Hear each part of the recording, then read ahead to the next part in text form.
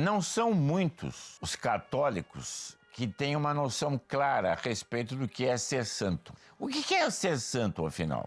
Cada qual apresenta a ideia de santidade sob uma faceta que lhe é agradável, ou mais acessível, ou talvez mais convincente e atraente. O santo é aquele que pratica a virtude em grau heróico. O que é praticar a virtude em grau heróico? É corresponder àquilo que Deus espera da pessoa, mas num grau extraordinário, chegando ao pináculo, ao zênite, ao máximo. Quer dizer, ao extremo da dedicação, ao extremo do zelo.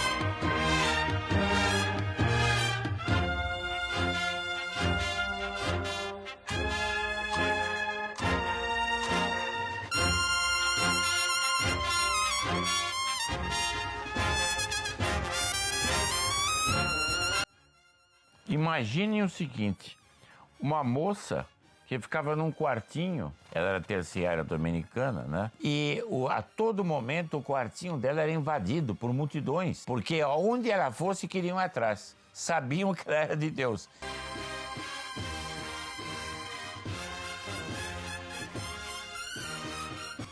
Estava claro no povo, havia um senso muito claro, muito definido, muito preciso, de que ela era de Deus. E de que ela só encaminharia para Deus. Então, ela fazia viagens pela Europa, conversando com diplomatas, com políticos, com pessoas de alta envergadura, religiosos, pessoas do poder temporal. Ela foi representante do governo de Florença para entrar em entendimento com o Papa e fazê-lo voltar a Roma. E então, desse modo, ela movimentava toda a política europeia. Isso parece um despropósito.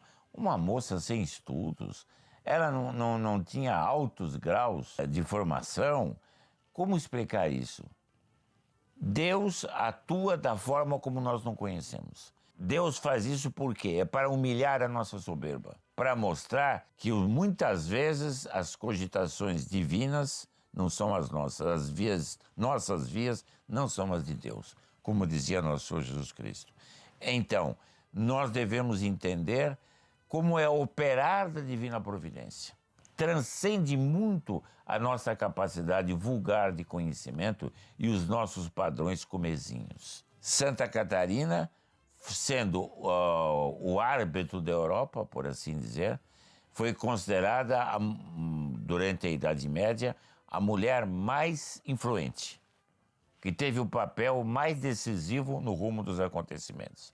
E notemos bem, o Papa Gregório XI acatou as determinações dela e voltou a Roma. Em várias outras circunstâncias, os conselhos dela, transmitidos aos grandes, eram ouvidos. Ela tinha inspirações divinas, a todo instante Nosso Senhor transmitia ordens para ela. Lembremos todos, para fazer um paralelo evidente, de Santa Joana d'Arc. Parecidos, mas que não se confundem. Por quê? A nota do caráter típico, a peculiaridade, é isso propriamente que permite conhecermos um traço, uma sublimidade divina aplicada a um ser humano como não conheceríamos de outra forma se não houvesse um santo que, por assim dizer, personificasse aquilo. E essa, então, foi Santa Catarina de Siena. Qual é a lição que fica para nós? A lição é muito clara. Quer dizer, nós devemos entender o seguinte, que Deus pode mover a história da maneira mais inesperada possível. Veja o caso dela. Uma pessoa sem grande instrução, sem grande estudo, escreveu 400 cartas que são um monumento de sabedoria, até hoje consultadas por todos. O superior dela, o confessor dela, foi São Raimundo de Capua, superior dos dominicanos, um homem de uma santidade a toda prova. Note-se bem, em nenhum momento São Raimundo de Capa disse: olha, você é terceira dominicana, você precisa ficar religiosa ou monja, senão não pode realizar a sua missão. Não. Deus dá a cada um a missão na condição em que se acha. Deus tem planos que nós não conhecemos. E essa entrega, submissão inteira aos desígnios de Deus, por exemplo, que consta muito bem naquela oração linda de São Cláudio de la Colombière sobre a entrega a Deus completa, esse deve ser o disco de nossa vida. Quando nós percebemos que a ação de Deus se desenvolve, se desdobra por meio desse ou daquele, não sejamos de cerviz dura, não endureçamos nossos corações, abramos a nossa alma à ação da graça e secundemos os esforços desses que lutam pela boa causa. Não importa quem seja, não importa a nacionalidade, a idade, se é de condição eclesiástica ou civil, se é isso ou aquilo. O que importa é a integridade e o zelo pela fé. Esse deve ser o lema de um católico verdadeiro.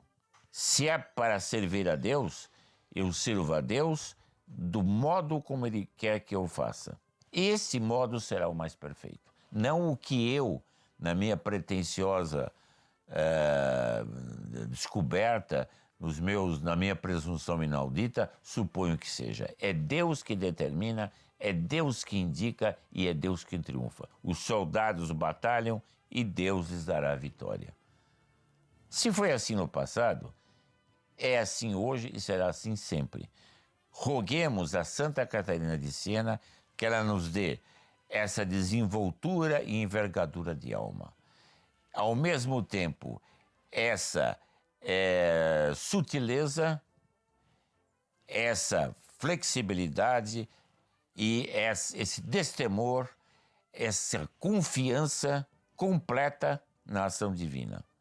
A despretensão como base de tudo e a coragem como meio ideal para a consecução da meta. Não nos desviemos daquilo que Deus espera de nós. Não supervalorizemos coisas secundárias. Saibamos ver o que Deus concede a cada um, o que Ele espera de cada um, e façamos de nós, cada um de nós, a realização fiel daquela oração feita por Santa Teresinha do Menino Jesus, que eu rezo diariamente desde de tempos bem remotos. Que Deus possa tirar de mim todo o bem que tinha em vista me criar. Eu venho a vós, meu Deus, para vos pedir, para vos implorar, para vos suplicar. Fazei ao meu Rei de amor todas as obras de vossa misericórdia em minha alma. Eu nada posso e nada valho sem vós. Dai-me tudo aquilo que vós quereis que vos dê. Fazei em minha alma a obra que vós quereis encontrar, para que no dia de minha morte vós possais achar em mim todo o bem que tinhas de vista ao me criar. Essa é a nossa oração contínua.